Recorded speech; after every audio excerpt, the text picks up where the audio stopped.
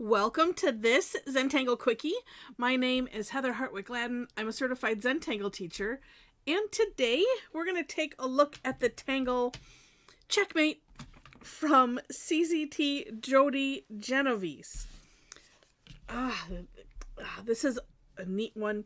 And I'm going to put my four corners and a border on this. All right.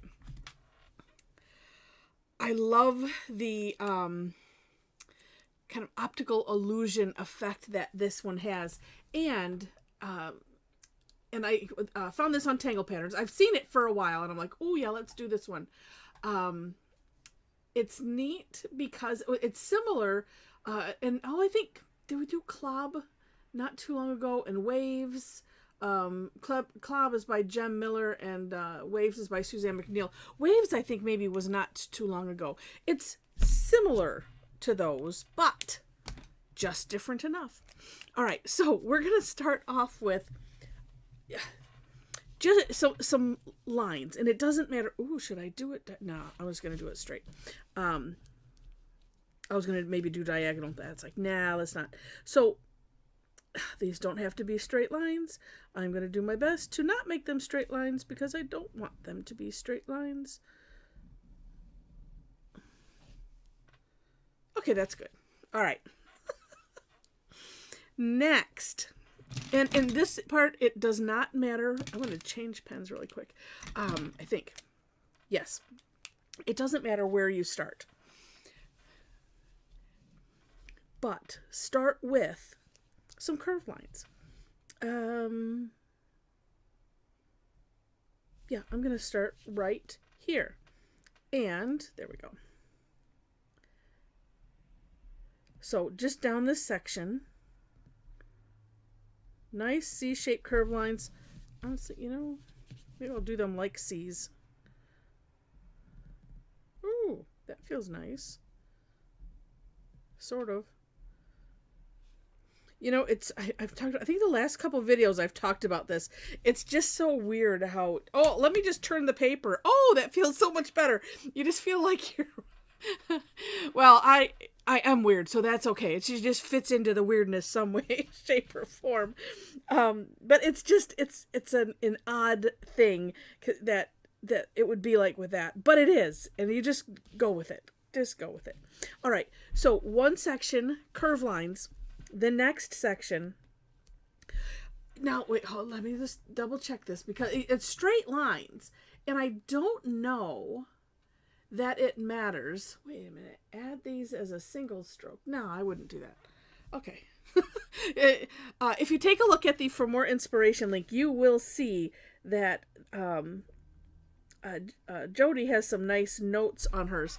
And okay. Oh, I see. So she's doing these in a single stroke, and you can do that if you want. I prefer doing it in two separate strokes. Another case of Heather's just looking at the pictures, and that's all it is. That's where we stopped. Like, oh, look at that. Oh, look at the step out. Okay, let's just do it and go. I am normally a detail-oriented type of person, but sometimes with these. So, anywho, so there we go. But what I would do is make sure that these lines start where that ends. That part we get. Then, and I'm. Oh, should I do it here? I am so tempted. Okay, so here's how she has us doing this. I'm going to say it. Maybe I'll just do it later. Oh, maybe I'll do it on another one and I'll have it at the beginning. You will have known that if I did already because you'll have seen it. So we're going to do the same direction. I'm thinking if you did it the other direction, that could be rather interesting. So we're going to not do that now. We're just going to think about it for a while. Give you something to play with. I'm not, what? I think I'll if you're thinking, well, I didn't see it there, it's because I have just now decided, it's like time travel. Because I have just now decided, no, if I'm gonna do it, I'll play on my own. But that way you can play with it too, and just see. Oh, hey, does that work? Does it not work? I think it could look rather interesting. Because then, and you'll see when we get to the shading. Okay, then more straight lines. And the other thing that I was, wondering / noticing is, do they need to be at an angle? Could they be, and if I do it at a different angle, that might not have the same effect. So we're just going to go with what Jody has here, and it's just questions. And when you have these questions, if you get the questions in your head, then it means that you're supposed to go play with it later and find out. All right, like that. And then I'm going to come back to here. I'm just going to turn this. Well, no, I'm not. I want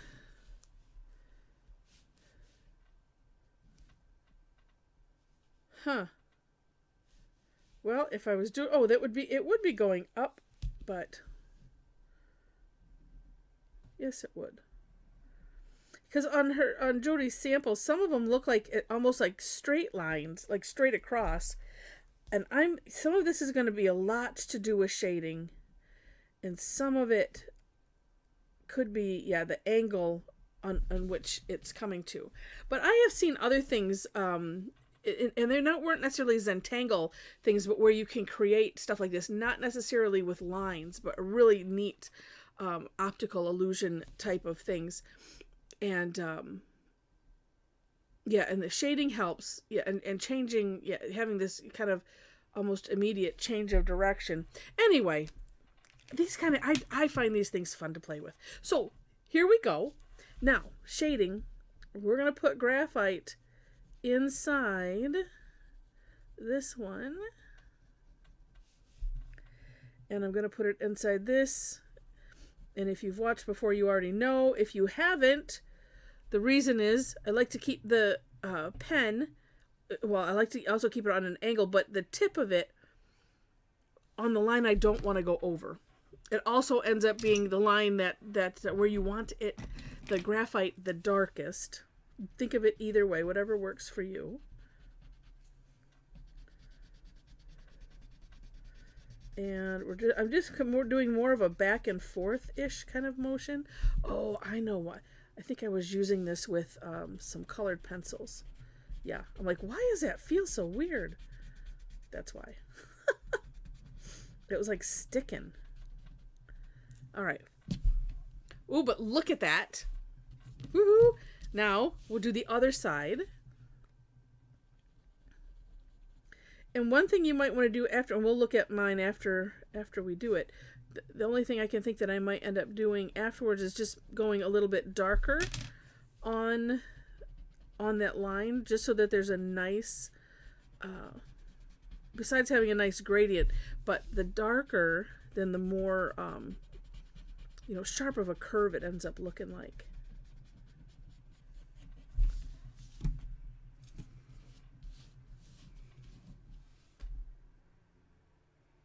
Neat. Neat. And you do want to do it and I'm going to do that just because there's, just so there is more, and I'm going to find a better tortillon too, more contrast here, right at the edge. And so this is something that I would do, is just put a little bit of graphite on that edge, and then, oh, that's a nice new one. Oh, tempting. Oh, so tempting. And I didn't designate that as I think this is a better one, as one for white.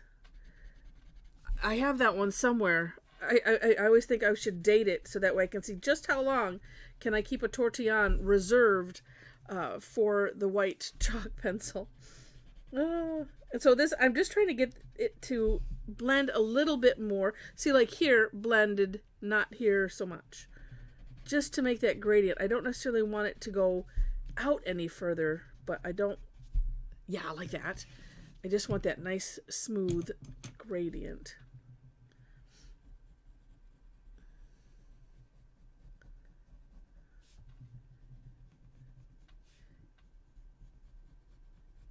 All right. Oops, wrong color.